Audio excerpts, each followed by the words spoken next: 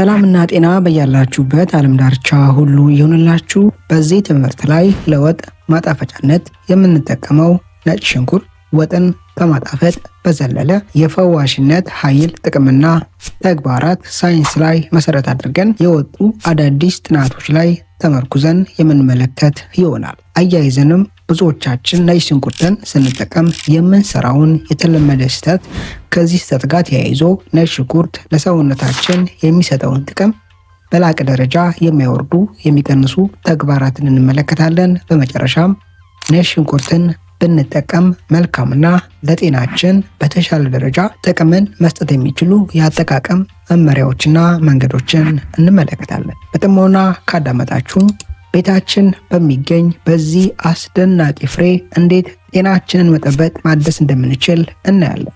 ከብዙ አክብሮትና ትህትና ጋር ይህን ትምህርት ላይክ ማድረጋችሁን አትዘንጉ። ይህን ቪዲዮ ወደ እናንተ ይዤ ሲመጣ የተለያዩ ጥናቶችን በመመልከትና በሚመቻችሁ መንገድ ለማዘጋጀት ብዙ ሰዓታትን ፈጅቻለሁ። ላይክ ማድረጋችሁ እናንተን ባይጎዳችሁም የዩቲዩብ አልጎሪዝሙን በመደገፍ ብዙ ሰው ጋር እንዲደርስ እንዲጠቀሙበት ግን ያደርጋል። ትምህርቱን ለሌሎች በማጋራትም እንዲማሩበት እናድርግ። ለቻናሌ አዲስ የሆናችሁ ሰዎች ዶክተር ዳኒ ይባላለው። ቻናሉን ሰብስክራይብ በማድረግ ከጎን ያለውን የደወል ምልክት አንድ በመጫን በየሳምንቱ በመለቃቸው ትምህርቶች ሳይንስ ላይ ጥናት ላይ መሰረት አድርጌ በማመጣላችሁ ትምህርቶች የራሳችሁንም የቤተሰቦቻችሁንም ጤና ጠብቁ። ቀጥታ ወደ ትምህርቱ ከመሄዳችን በፊት አንድ የእናንተን ፈጣን እገዛ እፈልጋለሁ። ሁለተኛ ቻናል ከፍቻለሁ፣ ዶክተር ሀበሻ ኢንፎ 2 የሚል። ይህን ቻናል የከፈትኩበት ዋነኛ ምክንያት ብዙዎቻችሁ በዚህ ትልቁ ቻናል ላይ ትምህርቶችን ሳቀርብ ከዛ ትምህርት ጋር ተያይዞ ያሉ የአዘገጃጀት ሁኔታዎችና ቪዲዮዎችን እንደምትፈልጉ ነግራችሁኛል። እነዚህ ነገሮች በአንድ ላይ አቀናብሮ አንድ ቦታ ላይ ማቅረብ ረጅም ደቂቃ ስለሚፈጅ ምናልባትም 20-30 ደቂቃ ስለሚፈጅ እንዳይንዛዛ በሚል እዚህ ትልቁ ቻናል ላይ አንድ ትምህርት ስናቀርብ፣ ለምሳሌ አሁን ዛሬ ስለ ነጭ ሽንኩርት ስንማር ነጭ ሽንኩርት ጥቅሙን ካወቀን በኋላ እንዴት ማዘጋጀት ያለውን አዘገጃጀት አጠር ባለ ከ5-10 ደቂቃ ባላለፈ ምናልባት በ5 በ6 በ7 ደቂቃ ባለው ሁኔታ ውስጥ በቀላሉ እንዴት አዘጋጅተን መጠቀም እንደምንችል የሚያሳዩ ቪዲዮዎችን በሁለተኛ ቻናል ላይ የሚቀርብ ይሆናል። ከዚህ በኋላ በትልቁ ቻናል ላይ ትምህርቶችን እናቀርባለን። ከዛ ትምህርት ጋር ተያይዞ ያሉ የአዘገጃጀት ቪዲዮዎችን በቀላሉ ፈጠን ባለና በሚመች መንገድ ደግሞ ሁለተኛው ቻናል ላይ የማቀርብላችሁ ይሆናል። የተሟላ መረጃ እንድታገኙ ሁለተኛው ቻናሉንም በመሄድ ሰብስክራይብ እንድታደርጉና ቤተሰብ እንድትሆኑ በዚህ አጋጣሚ ጥሪ ያቀርብላችኋለሁ። የሁለተኛ ቻናል ሊንኩን ኮሜንትና ዲስክሪፕሽን ላይ አስቀምጥላችኋለሁ። በቪዲዮ ላይ እንደምታዩት ወደ 27000 ምናምን ሰብስክራይብ አለው። ይህ ነው ሁለተኛ ቻናሌ። አስቀምጥላችኋለሁ ኮሜንት ላይ ወይም ዲስክሪፕሽን ላይ ታገኙታላችሁ። ዶክተር ሀበሻ ኢንፎ ብላችሁ ሰርች ብታደርጉ ምናልባት ላታገኙ ትችላላችሁ፣ ገና አዲስ ቻናል ስለሆነ ማለት ነው። ነጭ ሽንኩርት ከወጥ ማጣፈጫነት በዘለለ ያለው አንዱና አስደናቂው ጥቅም የጉበት ጤንነትን የማሻሻል ኃይሉ ነው። የጉበት ጤናችንን በሚከተሉት 2 ዋና ዋና መንገዶች ያሻሽላል። አንደኛ፣ ጉበታችን በሰውነታችን ላይ በሚያካሂዳቸው ስርዓቶች ወቅት በአማካኝ ጉበታችን እስከ 500 የሚጠጉ ተግባራትን በሰውነታችን ውስጥ ያከናውናል። እነዚህን ተግባራቶች በሚያከናውኑበት ወቅት አያይዞ እንደ ተረፈ ምርት የሚያመርታቸው በተጨማሪም ከሌሎች ሰውነት ክፍሎቻችን ወደ ጉበት የሚመጡ ሜታቦላይቶች፣ ጥቃቅን ፓርቲክሎች፣ ቶክሲኖች ወደ ጉበታችን ይመጣሉ፣ ጉበታችን ዙሪያ ይከማቻሉ፣ ይሰፍራሉ። እነዚህን ሜታቦላይት ቶክሲኖች ከሰውነታችን ጉበታችን ለማስወገድ የተለያዩ ኢንዛይሞች እገዛን ይፈልጋል። እነዚህ ኢንዛይሞች በይበልጥ ጉበታችን በዙሪያው የተከማቹ ቶክሲኖች፣ ሜታቦላይቶችን በውሃ መሟሟት ወደሚችሉ የፓርቲክል የኬሚካል አወቃቀር የመቀየርና በውሃ ሟምተው ከሰውነታችን በሽንትና በተለያየ መልክ እንዲወገዱ የማድረግ ተግባራትን ያከናውናሉ። ነጭ ሽንኩርት እነዚህን ለጉበታችን እጅግ ጠቃሚና አስፈላጊ የሆኑ ኢንዛይሞች የማነቃቃት አቅም አለው። ይህን አቅም ለነጭ ሽንኩርት የሰጡት ነጭ ሽንኩርት ውስጥ የሚገኙት አሊሲንና ሳሊሲስቲን ተብለው የሚጠሩ ኬሚካሎች ናቸው። እነዚህ ኬሚካሎች በላያቸው ላይ ሰልፈር ተብሎ የሚጠራውን ኤሌመንት ይዘዋል። ሰልፈር ከላይ ጠቀስኳቸውን ለጉበታችን አስፈላጊውን ኢንዛይሞች የማነቃቃት አቅም አለው። ሁለተኛው ነጭ ሽንኩርት ከላይ ጠቀስኳቸውን አሊሰንና ሳሊሲስቲን ተብሎ የሚጠሩ ኬሚካሎች መያዙ፣ ሰልፈርን የያዙ ኬሚካሎች መያዙ፣ በደም ቧንቧ ውስጥ የሚዘዋወሩ ኤልዲኤል ተብሎ የሚጠሩ ኮሌስትሮሎች ለኦክሲዴሽን ተጋላጭ እንዳይሆኑ የመቆጣጠር ተግባራትን ያከናውናሉ። በተደጋጋሚ እንዳወራውላችሁ ኤልዲኤል ተብሎ የሚጠሩ ኮሌስትሮሎች በራሳቸው ጎጂ አይደሉም ብያቸዋል። ዋነኛው አስኪ ነገር እነዚህ ኤልዲኤል ተብሎ የሚጠሩ ኮሌስትሮሎች ለኦክሲዴሽን የሚጋለጡበት መንገዶች ከተከፈቱ ነው። ኦክሲዴሽን ተብሎ የሚጠራው ኬሚካላዊ ለውጥ። ይህ ምን አይነት ኬሚካላዊ ለውጥ ነው? በሰውነታችን ውስጥ በተለያየ አጋጣሚ የሚመሰረቱ ፍሪ ራዲካል ተብሎ የሚጠሩ ኤሌክትሮን የጎደላቸው ተቅበዝባዥ የሆኑ አደገኛ ኃይለኛ የሆኑ እነዚህ ኤሌክትሮን የጎደላቸው ኬሚካሎች ወይም ሞለኪውሎች ከኤልዲኤል ኮሌስትሮል ጋር ጤናማ ያልሆኑ ኬሚካላዊ ለውጥን ሲያካሂዱ የሚከሰት ኬሚካላዊ ለውጥ ወይም ሪአክሽን ነው። የዚህ ኬሚካላዊ ለውጥ ምርት ወይም ደግሞ ውጤት ደግሞ ስሞል ደንስ ተብሎ የሚጠሩ ኮሌስትሮል አይነቶች ናቸው።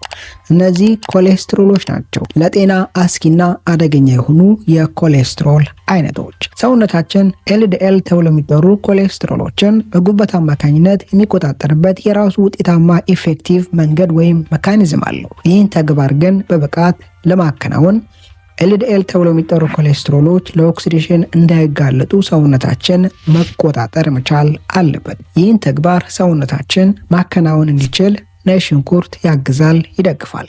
ሁለተኛው ነጭ ሽንኩርት ከወጥ ማጣፈጫነት በዘለለ የልባችንን ጤንነት በላቀ ደረጃ ይጠብቃል፣ ያሻሽላል። ይህን ተግባር የሚያከናውነው በሚከተሉት 3 መንገዶች ነው። አንደኛ የደም ግፊትን በመቆጣጠር ነጭ ሽንኩርት ውስጥ ያለው አሊሰን ተብሎ የሚጠራው ኬሚካል በሰውነታችን ውስጥ የሃይድሮጅን ሰልፋይድ እና የናይትሪክ ኦክሳይድ ምርት መነቃቃትን በማስከተል እነዚህ ተነቃቅተው በሰውነታችን ውስጥ የሚመረቱ ኬሚካሎች አያይዘው በደም ቧንቧ ውስጥ ሊከሰት የሚችል ጥበትን የመከላከልና እነዚህን የደም ቧንቧዎች የማስፋት ተግባርን በማከናወን ከፍተኛ የደም ግፊት እንዳይከሰት ያደርጋሉ። የልብ ጤንነትን ከሚያቃውሱ ተግባራት ወይም ዋነኛ ምክንያቶች ጀርባ ምክንያቶች መካከል አንዱ ከፍተኛ የደም ግፊት ነው። ሁለተኛ ነጭ ሽንኩርት ቀደም ብለን እንደተመለከትነው ኤልዲኤል ተብሎ የሚጠሩ ኮሌስትሮሎች ለኦክሲዴሽን የመጋለጥ እድላቸውን ያወርዳል፣ ይቀንሳል ብለናል። ኤልዲኤል ተብሎ የሚጠሩ ኮሌስትሮሎች እነዚህ ሰውነታችን የተለያዩ ሆርሞኖችን ቫይታሚንን ጨምሮ ለማምረት የሚጠቀማቸው ኮሌስትሮሎች ስሞል ደንስ ተብሎ የሚጠሩ የኮሌስትሮል አይነቶች በኦክሲዴሽን ኬሚካላዊ ለውጥ አማካኝነት ከተቀየሩ የደም ቧንቧ ውስጥ የመጋገር እድላቸው የሰፋ ነው። ለዚህ ዋነኛ ምክንያቱ ሰውነታችን በጉበት አማካኝነት ስሞል ደንስ ተብሎ የሚጠሩ የኮሌስትሮል አይነቶችን የሚቆጣጠርበት የራሱ ተፈጥሯዊ ሜካኒዝም የለውም። ከዛም የተነሳ እነዚህ ኮሌስትሮሎች የደም ቧንቧ ውስጥ በመከማቸት ወደ ልብና ከልባችን ወደ ተለያየ ሰውነት ክፍሎቻችን የሚሰራጨውን የደም ዝውውር በመክታት በማቋረጥ የልብና የአንጎልን ጤንነት ሊያቃውሱ ሊያናጉ ይችላሉ። ይህ አይነት አደገኛ ስርዓት በሰውነታችን ውስጥ እንዳይከሰት ከሚረዱና ከሚያግዙ ተፈጥሯዊ መፍትሄዎች መካከል ነጭ ሽንኩርት አንዱ ነው። ሶስተኛውና የመጨረሻው ነጭ ሽንኩርት የልባችንን ጤንነት የሚያሻሽልበት መንገድ የደም መርጋት እንዳይከሰት በማድረግ ነው። ነጭ ሽንኩርት ከወጥ ማጣፈጫ ቅመምነት በዘለለ ለሰውነታችን የሚሰጠን ሶስተኛው ጥቅም የአንጀት ጤንነትን ማሻሻል፣ መደገፍ እንዲሁም ለአንጀት ካንሰር የመጋለጥ ዕድልን ማውረድ፣ መቀነስ ነው። ይህን የሚያከናውነው በሚከተሉት 2 መንገዶች ነው። አንደኛ ነጭ ሽንኩርት በውስጡ ኢኖሊን ተብሎ የሚጠራውን የፋይበር አይነት ባህሪ ያላቸውን ፋይበሮች ይዟል። ለአብነት ያክል ፍሩክታንና ተመሳሳይ ፋይበሮችን ይዟል። እነዚህ ፋይበሮች ሳይፈጩ ቀጥታ ትልቁ አንጀት ጋር በመድረስ ትልቁ አንጀት ጋር ለሚገኙ ማይክሮባዮምሶች፣ ባክቴሪያዎች በዋነኝነት ደግሞ ባዮፊዶ ባክቴሪየም ተብሎ ለሚጠሩ ለአንጀታችን ጤንነት እጅግ ጠቃሚና አስፈላጊ ለሆኑ ባክቴሪያዎች እንደ ምግብነት በማገልገል የእነዚህ ባክቴሪያዎች ቁጥርና ብዛት የመጨመር ተግባርን ያከናውናል። የእነዚህ ባክቴሪያዎች ብዛትና ቁጥር መጨመር የአንጀት ጤንነትን ከማሻሻል በተጨማሪ ሌሎች በርካታ ጥቅሞችን ለሰውነታችን ይሰጣሉ። እነዚህ ባክቴሪያዎች ነጭ ሽንኩርትን እንደ ምግብነት ሲመገቡ አያይዘው ሾርት ቼን ፋቲ አሲድ ተብሎ የሚጠሩ የፋቲ አሲድ አይነት ኬሚካሎችን ያመርታሉ። አሲቴት፣ ቢውትሬትና ፕሮፓዮኔት ተብሎ የሚጠሩትን እነዚህ የፋቲ አሲድ አይነቶች በይበልጥ አንጀታችን ላይ ሊከሰቱ የሚችሉ እጢዎችና የካንሰር ሴሎችን በብቃት አሳደው ከሰውነታችን የማስወገድ የላቀ ብቃትና አቅም አላቸው። እነዚህን ጥቅሞች ከነጭ ሽንኩርት ለማግኘት ነጭ ሽንኩርትን የሚከተለው መንገድ መመገብ ያስፈልጋል። አንደኛ፣ ከ1 እስከ 2 ፍሬ ነጭ ሽንኩርት መውሰድና በስርዓት ካጠብን በኋላ በመቀጠል መክተፍ ወይም መጨፍጨፍ። ይህን የከተፍነው ነጭ ሽንኩርት ከመጠቀማችን በፊት ከ6 ደቂቃ እስከ 10 ደቂቃ መጠበቅ ያስፈልጋል። ነጭ ሽንኩርት ውስጥ ያለው አሊሰን ተብሎ የሚጠራው ለጤናችን ጠቃሚ የሆነው የኬሚካል እንዲነቃቃና አክቲቬት እንዲሆን ነጭ ሽንኩርትን ከጨፈጨፍን ከከተፍን በኋላ ከ6 እስከ 10 ደቂቃ መጠበቅ ያስፈልጋል። በእንዲህ አይነት መንገድ ያዘጋጀነው ነጭ ሽንኩርት በመቀጠል ከምንመገበው ሰላጣ ጋር አንድ ላይ በመደባለቅ መመገብ እንችላለን።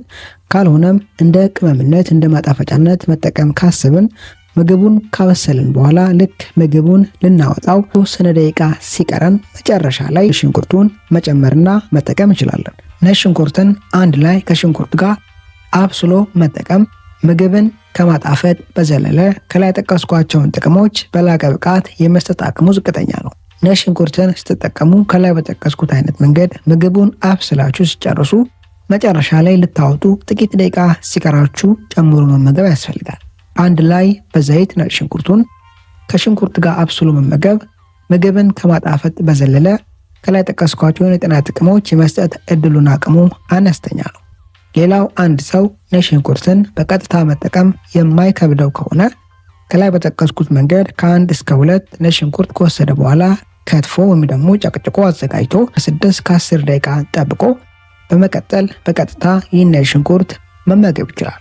ከላይ ከጠቀስኳቸው ከሶስቱ መንገዶች አንዱን መርጦ በመጠቀም ከላይ ጠቀስኳቸውን ጥቅሞች ለሰውነታችን መስጠት እንችላለን። ሌላው አንድ ሰው ነጭ ሽንኩርትን በሻይ መልክ መጠቀም ከፈለገ በሚከተለው መንገድ መጠቀም ይችላል። ነጭ ሽንኩርቱን አንድ ላይ እንደ ዝንጅብል ከውሃ ጋር ማፍላት ተገቢ አይደለም። በእንዲህ አይነት መንገድ ማፍላት ነጭ ሽንኩርት ውስጥ ያሉ ለጤናችን የሚጠቅሙ ኬሚካሎችን ሊጎዳ፣ ባዮ አቬይላቢሊቲ ሊቀንስ ይችላል። ነጭ ሽንኩርትን በሻይ መልክ መጠቀም ካሰባችሁ አንድ ሰው ሻይ ካዘጋጀ በኋላ መጨረሻ ላይ ከላይ በጠቀስኩት መንገድ ከ6 እስከ 10 ደቂቃ ጠብቆ ያዘጋጀውን የፈጨውን ወይም ደግሞ የከተፈውን ነጭ ሽንኩርት አምጥቶ እዚህ ሻይ ላይ በመክተት ከ8 እስከ 10 ደቂቃ ሻይ ውስጥ እንዲቆይ አድርጎ አጥልሎ መጠጣት ይችላል። ከነጭ ሽንኩርት ብቻ የተዘጋጀ ሻይን መጠቀም ደግሞ ካሰባችሁ መጀመሪያ ውሃ ካፈላችሁ በኋላ ትንሽ በረድ እስኪል ጠብቃችሁ እዚህ በረድ ያለው ውሃ ውስጥ ከላይ በጠቀስኩት መንገድ ከትፋችሁ ወይም ደግሞ ጨፍጭፋችሁ 10 ደቂቃ ጠብቃችሁ ያዘጋጃችሁትን ነጭ ሽንኩርት እዚህ ውሃ ላይ በመጨመር ከ8 እስከ 10 እስከ 11 ደቂቃ ጠብቃችሁ አጥልላችሁ እንደ ሻይ መጠቀም ትችላላችሁ። ከላይ ከጠቀስኳቸው መንገድ አንዱን ለእናንተ የሚስማማውን መርጣችሁ ነጭ ሽንኩርትን መጠቀም ትችላላችሁ። እነዚህ መንገዶች በይበልጥ ለሰውነታችሁ ጠቀሜታን ይሰጣሉ። በቀጣይ በአስተማሪ ቪዲዮ እስከምንገናኝ መልካም ጊዜ ይሁንላችሁ ባይ